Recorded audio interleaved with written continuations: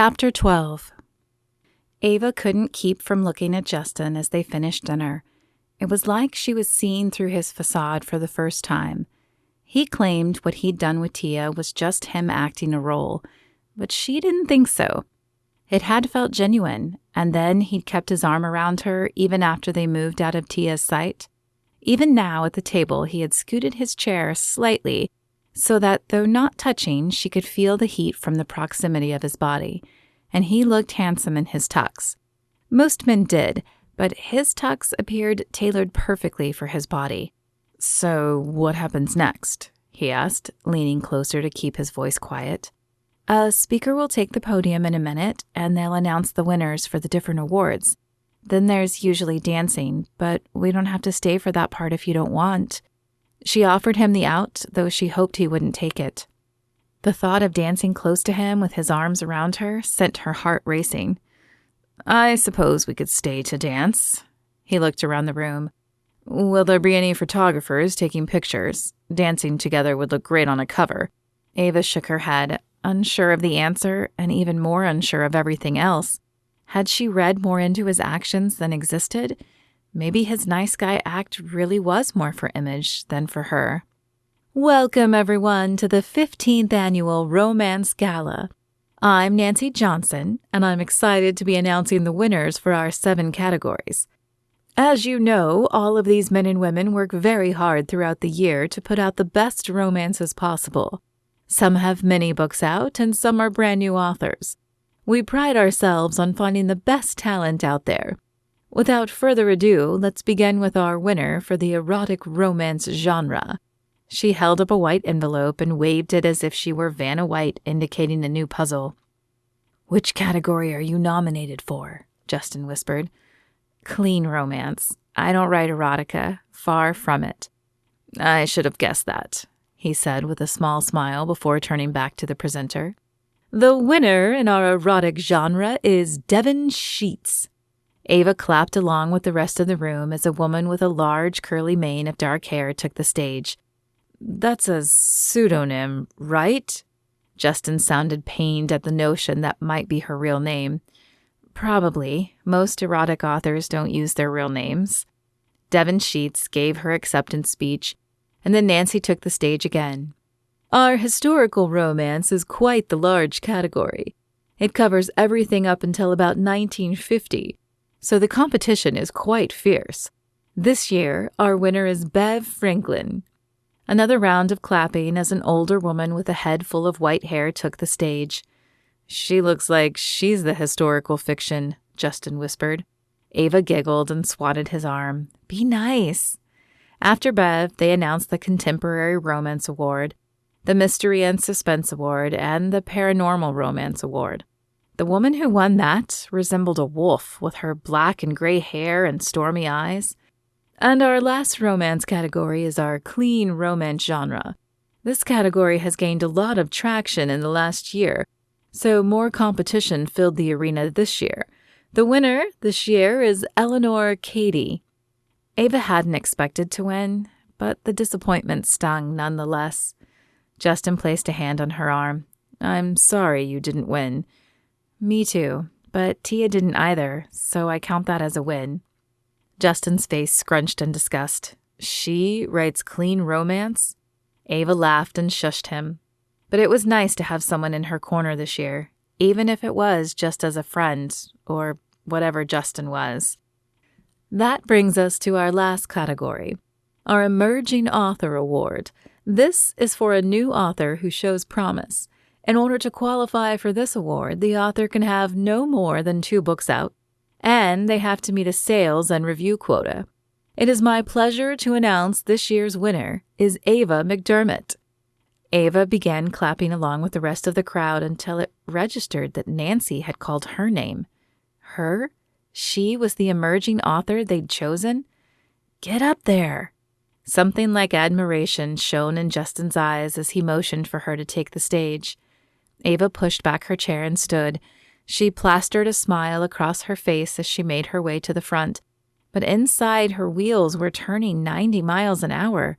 What was she going to say? She had no speech prepared. She hadn't even thought this was a possibility. Nancy beamed as she handed over the golden pin award to Ava. With trembling hands, Ava took it and turned to the crowded room. She sought Justin among the sea of faces, and his smile gave her the confidence to open her mouth. Wow, well, this was definitely unexpected, but I thank you. My first novel was really a gift from God, but I'm so pleased. Now if I could just finish the next one. There was a titter of laughter from among the crowd. Most of them were authors, and they had been there at one point in their career. I'd like to thank Jen, my editor and friend. She's not here tonight, but she bleeds all over my initial drafts, making them better than before. I know she edits for a few of you as well, so you know my pain. Another few chuckles reached her ears. And she faltered over the word boyfriend. It was what he was pretending to be, and it would look awkward if she didn't say anything about him in the speech. But saying the word boyfriend out loud somehow made it more real. She couldn't do it. Justin, I know we haven't been together long, but you inspire me with new ideas.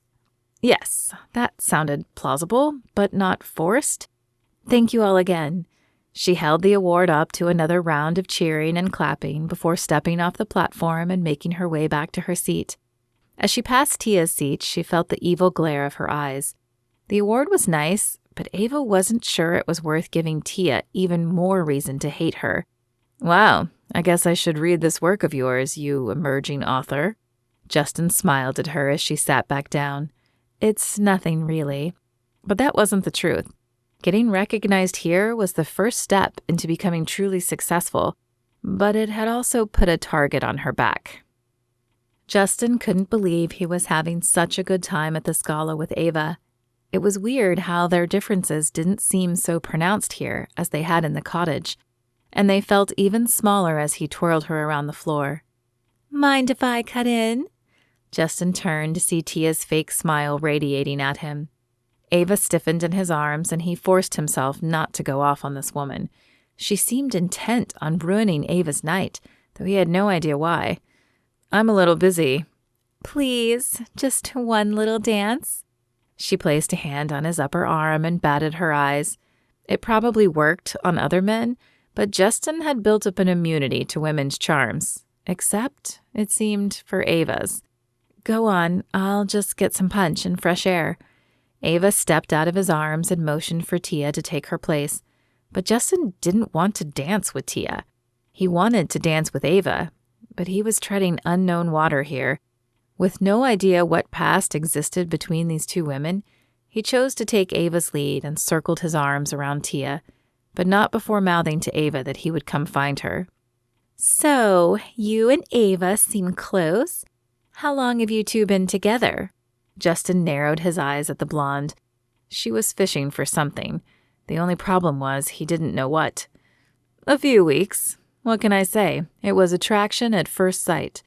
Which wasn't far from the truth. The image of her, wet and angry, attacking him, still replayed often in his mind.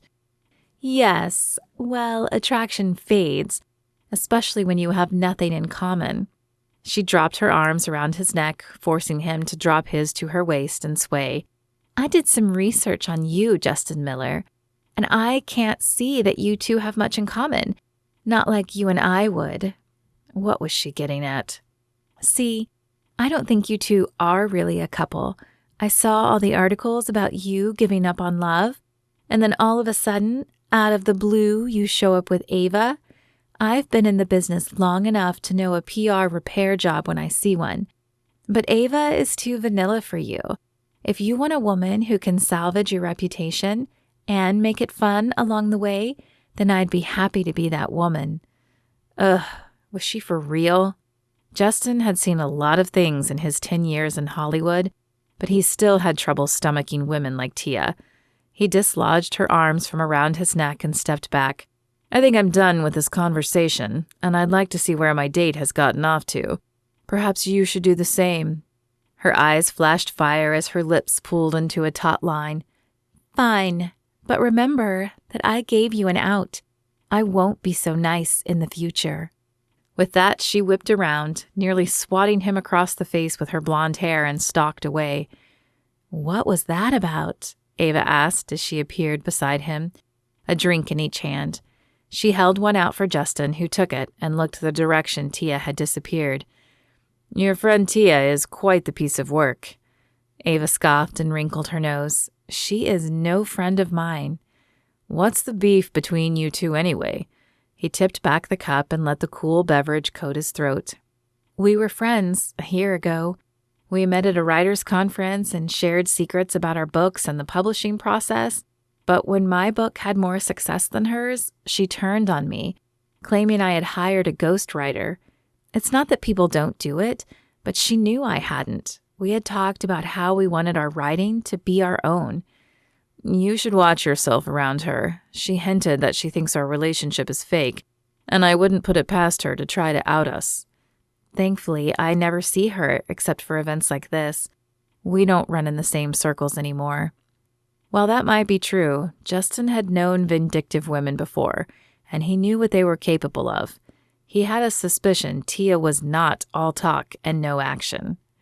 He placed their empty cups on a nearby table and gathered Ava back into his arms, but the enjoyment of dancing with her was gone. Tia felt like an unknown, and Justin hated unknowns.